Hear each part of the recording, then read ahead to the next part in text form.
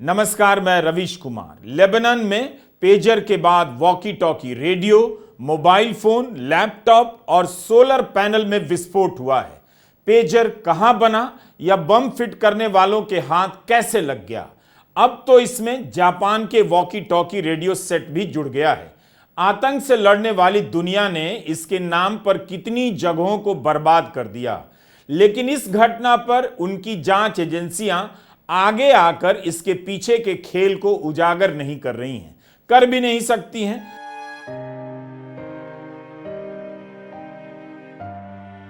Lebanon अभी सैकड़ों pager में धमाके के सदमे से उबरा भी नहीं था कि 18 सितंबर को वॉकी टॉकी में धमाका होने लगा और 450 लोग घायल हो गए, 14 मारे गए। 17 सितंबर के पेजर धमाके में 2800 से अधिक लोग घायल हुए हैं और 12 लोगों की मौत हुई है। लेबनान के स्वास्थ्य मंत्री फिरास अबियद ने अल जजीरा से कहा है, 18 सितंबर को ज्यादा बड़े उपकरणों में विस्फोट हुए हैं जो और अधिक नुकसान पहुंचा रहे हैं। हिजबुल्लाह नेता की शव यात्रा के दौरान ही वॉकी टॉकी में धमाका हो गया।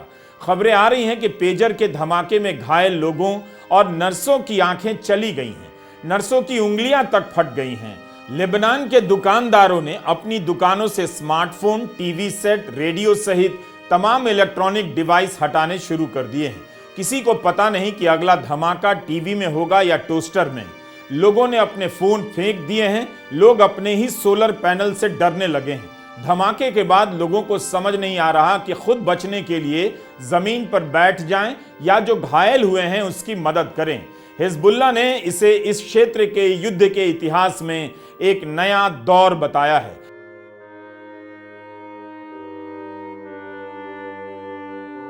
इस हमले ने लेबनान के साथ साथ दुनिया भर में इलेक्ट्रॉनिक उपकरणों को असुरक्षित बना दिया है।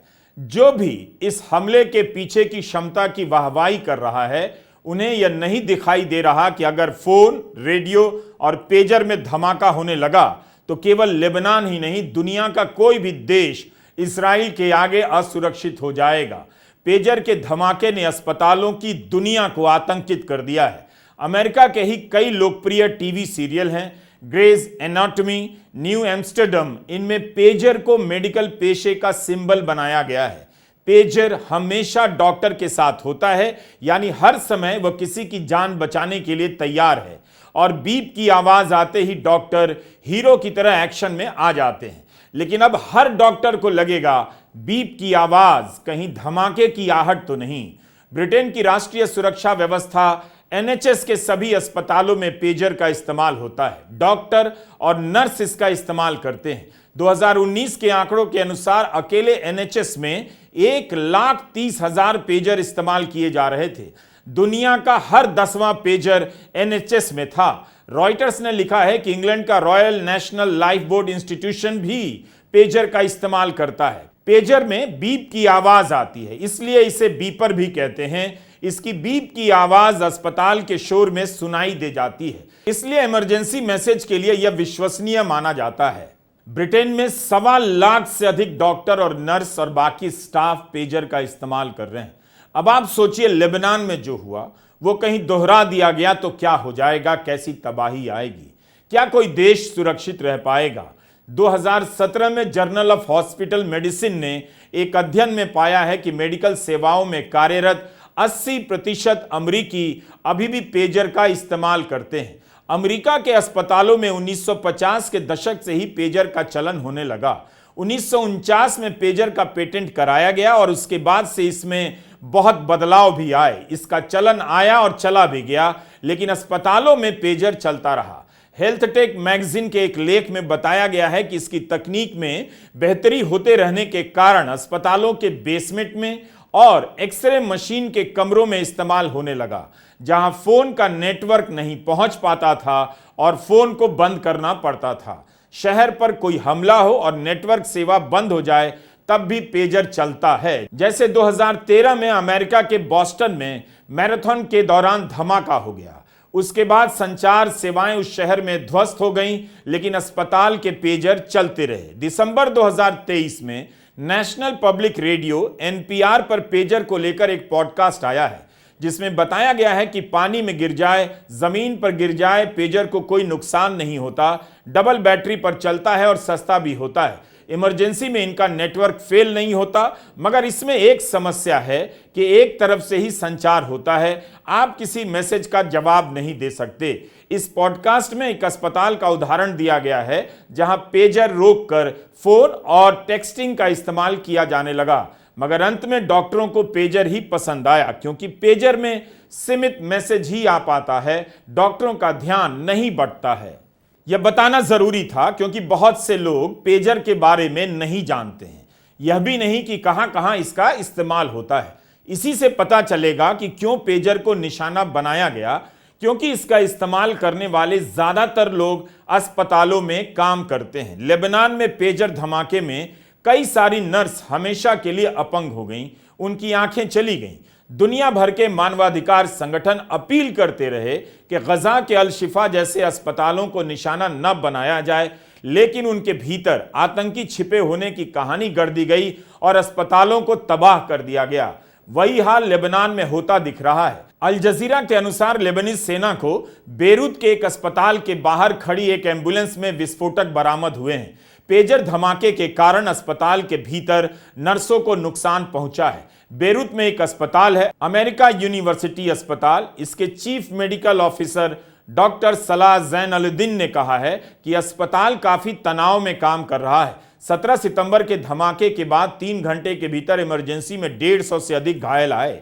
अधिकांश को नाक, आंख और चेहरे की हड्डियों में गंभीर चोटें आई हैं। बहुतों के हाथ, उंगलियां और पेट में चोटें आई हैं। धमाका लेबनान में हुआ, लेकिन खतरे की आशंकाएं दुनिया भर में फैलती जा रही हैं। लोग पूछ रहे हैं कि यह भी तो हो सकता है कि जिस बैच के पेजर में धमाका हुआ या जिसे हाईजैक किया गया, अगर वही पेजर लेकर कोई हवाई जहाज में बैठा हो तब क्या होता, अस्पताल में ऑपरेशन कर रहा हो तो उस वक्त क्या होता।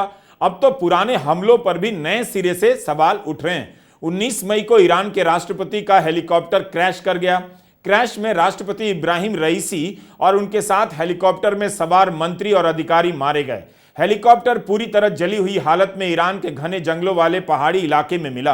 क्रैश की वजह खराब मौसम बताई गई थी, मगर अब नए सिरे से कारणों का पता लगाया जा रहा है। अगस्त 2020 में बेरूत पोर्ट पर एक भयंकर धमाका हुआ। 218 लोग मारे गए, 7,000 से अधिक घायल हुए, 15 अरब डॉलर के माल का नुकसान हुआ। धमाका इतना भीषण था कि तुर्की, सीरिया, इस्राइल और यहां तक कि साइप्रस तक इसे महसूस किया गया।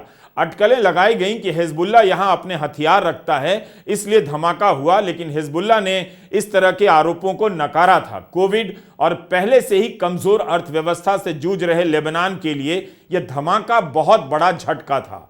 पेजर धमाके के बाद पूछा जाने लगा है कि बेरूत बंदरगाह के धमाके में वही लोग तो शामिल नहीं जिन्होंने पेजर में विस्फोट किया है। आज तक नहीं पता चला किसने किया। शक की सुई इजराइल की तरफ घूम रही है। आतंक के नाम पर जो लड़ाई चल रही है दुनिया भर में, वो खत्म करने के लिए नहीं बल्कि नए नए आतंक पैदा करने के लिए चल रही है।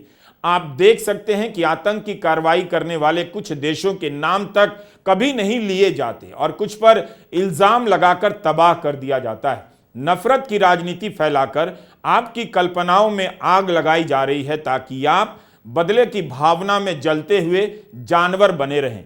इसलिए ऐसे धमाकों के पीछे यह भी मंशा होती है कि इसे स्पेक्टिकल, भव्यता प्रदान की जाए ताकि मरने वालों को देखते हुए देखने वालों में रोमांच भी पैदा हो। सिहरन के साथ साथ न्यूयॉर्क पोस्ट का यह पहला पन्ना उसी तमाशे की भव्यता का जश्न मना रहा है। शर्मनाक है। एक पल के लिए सोचिए कि आदमी की क्या औकात रह गई है। हम और आप किसी राज्य या किसी देश की शक्ति का प्रदर्शन नहीं देख रहे हैं, बल्कि अपना ही हश्र देख रहे हैं। वैसे ये कोई खास बड़ा अखबार भी नहीं। तमाम रिपोर्ट की खाक छानने के बाद कुछ भी ठोस जानकारी अभी तक नहीं आई है।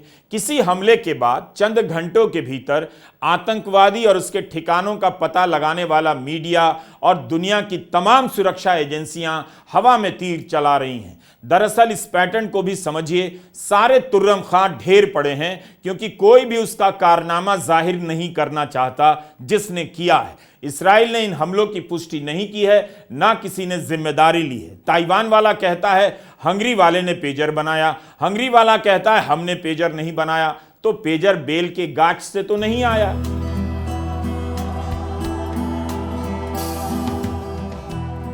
यह बुडापेस्ट है, हंगरी की राजधानी। लेबनान में सैकड़ों लोगों के पेजर में धमाका होने लगा, तब किसी को अंदाजा भी नहीं हुआ होगा कि यह पेजर बुडापेस्ट की एक कंपनी से संबंध रखते होंगे, जो राजधानी के एक हिस्से में 2 मंजिला मकान से चल रही है। एसोसिएटेड प्रेस के जस्टिन स्पाइक की यह रिपोर्ट दुनिया भर में छपी है। आरोप लग रहा है कि बीएसी नाम की इस कंपनी ने कथित तौर पर पेजर की सप्लाई की, जिनमें धमाका हुआ। 17 सितंबर को जब पेजर फटने लगे तब सबकी नजर ताइवान की कंपनी पर गई, लेकिन गोल्ड अपोलो कंपनी के संस्थापक ने कह दिया पेजर उनकी कंपनी ने नहीं बनाए, बल्कि अपने ब्रांड का लाइसेंस किसी और कंपनी को दिया है, उसने बनाए। हंगरी सरकार के प्रवक्ता का कहना है कि उनके देश में इस पेजर का इस्तेमाल नहीं हुआ है, इस कंपनी ने केवल बिचौलिए का काम किया है। हंगरी की किसी साइट पर जगह पर इस पेजर का निर्माण नहीं हुआ है। मई 2022 में इस कंपनी का पंजीकरण हुआ है। एक आदमी ने इसकी स्थापना की और इसका तार लेबनान में हुए पेजर धमाकों से जुड़ जाता है। न्यूयॉर्क टाइम्स ने रिपोर्ट किया है कि इस्राएली सरकार ने पेजर में फेरबदल नहीं किया, मगर इनका उत्पादन ही अपने आप में एक बड़ा षड्यंत्र था। रिपोर्ट में लिखा है कि हिजबुल्लाह के पेजर के इस्तेमाल को बढ़ाने के फैसले से उसके पहले ही इस्राएल ने एक ऐसी शेल कंपनी बनाने का प्लान शुरू कर दिया था जो एक अंतर्राष्ट्रीय पेजर कंपनी होने का नाटक करेगी। न्यूयॉर्क टाइम्स के पत्रकारों को 3 खुफिया अधिकारियों ने बताया है कि हंगरी की यह कंपनी इजराइल की फ्रंट कंपनी थी जो लेबनान में पेजर भेजती रही। अखबार लिखता है कि हिजबुल्लाह के लिए यह सुरक्षा कवच था, लेकिन इस्राएल में खुफिया एजेंसी इन्हें बटन बोलती थी जो कभी भी दबाए जा सकते थे।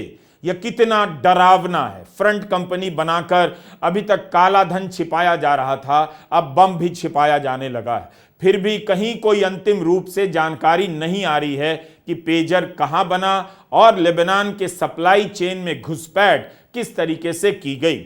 अमेरिका ने आधिकारिक स्तर पर ऐसा कुछ भी दावा नहीं किया है। ऐसा ही होता है, ऐसे हमलों के वक्त आपको यह पता नहीं चलता है, चलने नहीं दिया जाता है। 18 सितंबर को संयुक्त राष्ट्र की आम सभा में 124 देशों ने प्रस्ताव के पक्ष में वोट दिया कि 1 साल के भीतर इस्राएल फिलिस्तीन के क्षेत्रों पर अपना गैर कानूनी कब्जा खत्म करेगा। भारत समेत 43 देशों ने इस प्रस्ताव पर वोट नहीं किया। कभी यह बात जोर से नहीं बताई जाएगी कि भारत ने वोट नहीं किया।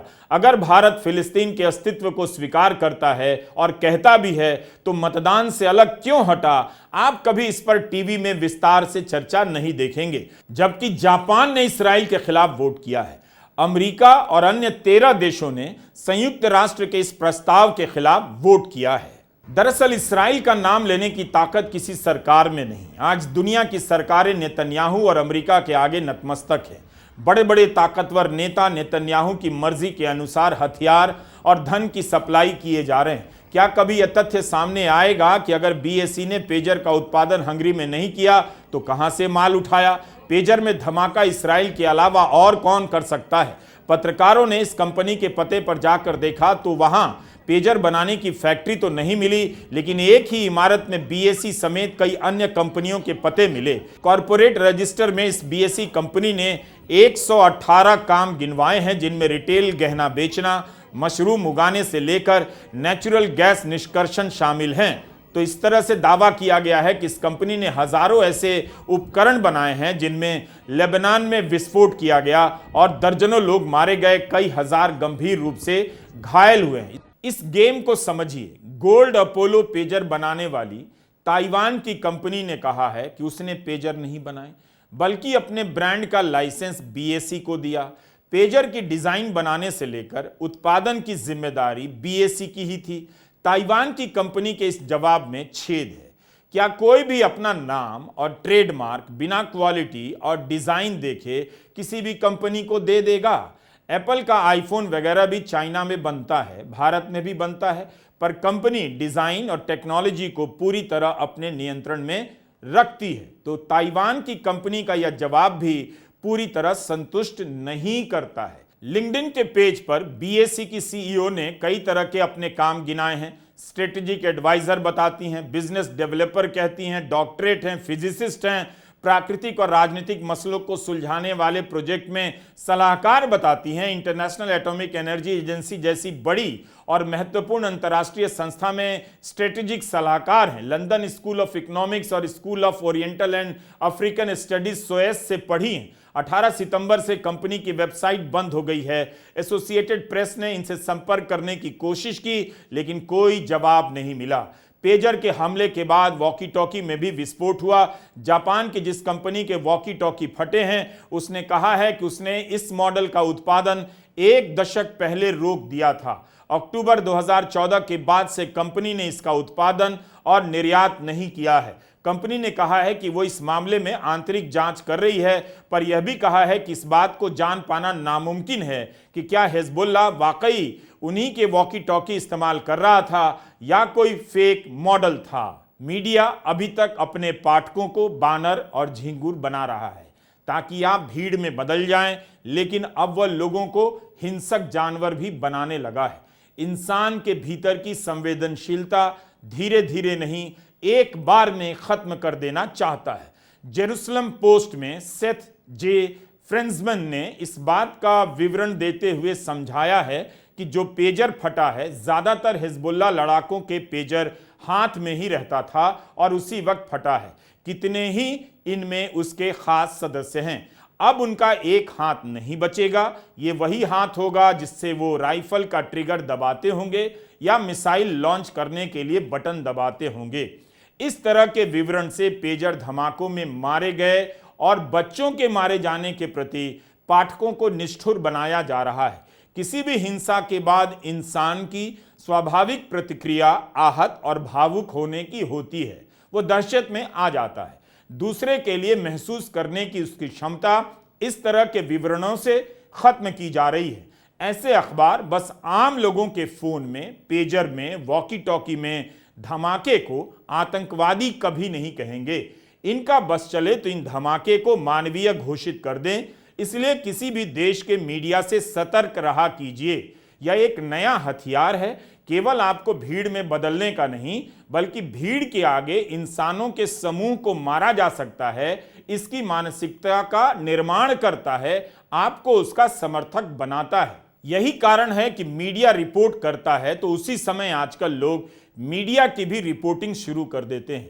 अब मीडिया को लेकर अध्ययन 10 साल बाद नहीं होता, तुरंत और उसी वक्त शुरू हो जाता है। सवाल पूछा जाने लगता है कि पश्चिमी मीडिया इसे आतंकी कार्रवाई क्यों नहीं कह रहा है। न्यूयॉर्क टाइम्स से लेकर बड़े बड़े अखबारों की रिपोर्ट में उन जगहों को रेखांकित किया जा रहा है, सोशल मीडिया में पोस्ट किया जा रहा है, जहां पर घायलों और मारे गए लोगों का हल्का फुल्का जिक्र है। आलोचना हो रही है कि पश्चिमी मीडिया लेबनान धमाके में घायल लोगों और मरने वालों पर विस्तार से रिपोर्ट क्यों नहीं कर रहा, जिस तरह से दूसरे मामलों में सहानुभूति और हमले का ज्वार पैदा करने के लिए करता है। आम नागरिकों के मरने की खबर को साफ साफ रिपोर्ट नहीं किया जा रहा है। घुमा फिराकर बातें की जा रही हैं ताकि ऐसा न लगे कि लेबनान में महिलाओं या बच्चों की हत्या हुई है। लोगों को पता है कि मीडिया अब राज्य की हिंसा का एक पार्टनर है, तरह तरह से हिंसा को सही ठहराता है, तो आपको अपने विवेक का इस्तेमाल करना पड़ेगा, वरना इंसानों को मच्छरों की तरह मारा जाने लगेगा। यह हो भी रहा है। हम इतनी सारी सूचनाओं का संकलन क्यों करते हैं? क्योंकि हमें पता है कि आप दर्शकों के पास वक्त कम होता है। हम ही लोगों को इतनी सारी रिपोर्ट पढ़ने में कई घंटे लग जाते हैं, तो आप कहां से देख पाएंगे?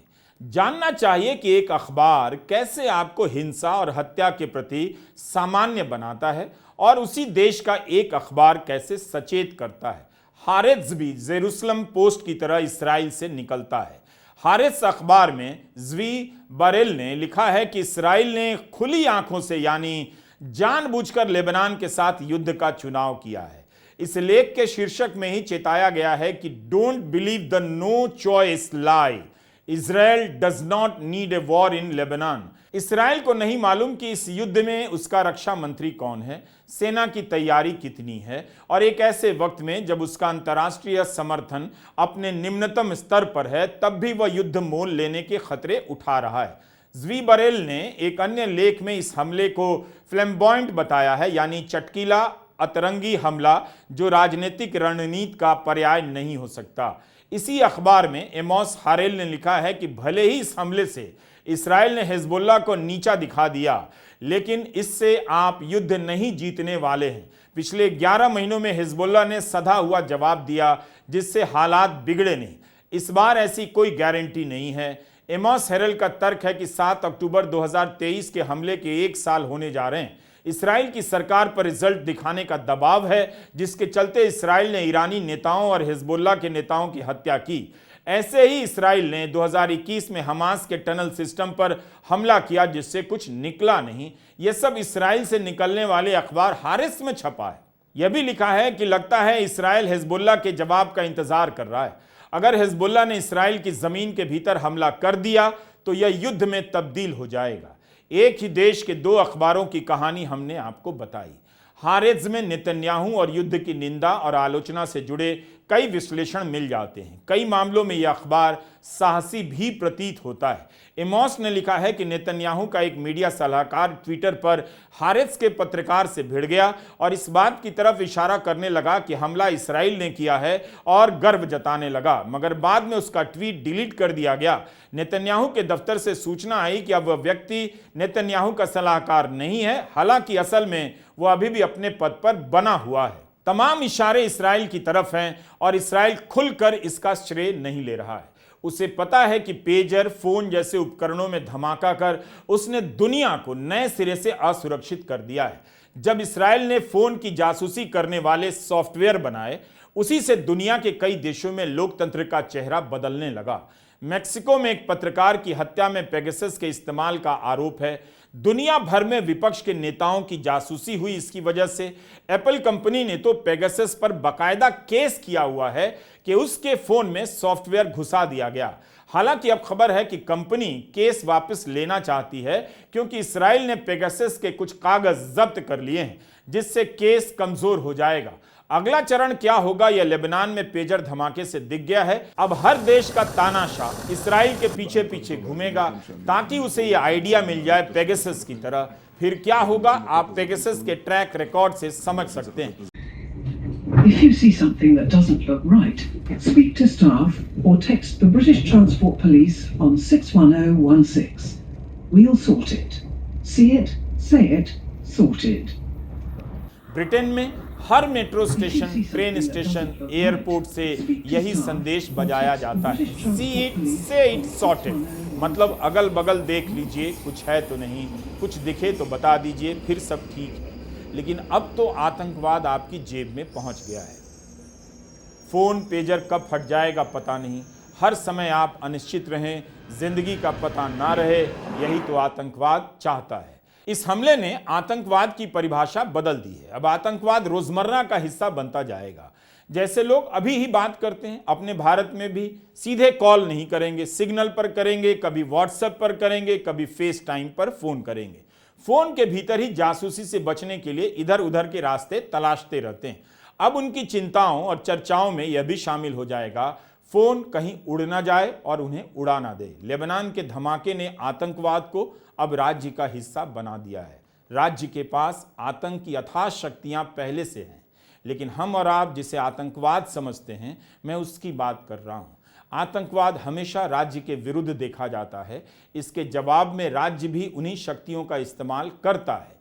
लेकिन लेबनान में जिस तरह से रेडियो, वॉकी टॉकी, पेजर और लैपटॉप में धमाका हुआ है, यह बता रहा है कि युद्ध और आत्मरक्षा के नाम पर राज्य ने भी आतंकवाद को अपना लिया है। तारीख और मात्रा में हमेशा आगे पीछे हो सकता है, लेकिन लेबनान में हुए धमाके को राज्य समर्थित आतंक का परिपक्व रूप कहा जा सकता है। इसी के साथ आम नागरिकों के हाथ में जो इलेक्ट्रॉनिक उपकरण उसकी शक्ति का स्रोत बनकर आया, अब वह उसके लिए जानलेवा बनाया जा सकता है। और यहीं पर आतंकवाद के खेल से जुड़ता है कॉरपोरेट। तो आप कॉर्पो स्टेट टेरर के दौर में प्रवेश कर चुके हैं। आतंकवाद का ऐसा रूप जिसमें कॉरपोरेट और स्टेट शामिल है, कॉर्पो स्टेट टेरर। नमस्कार, मैं रवीश कुमार।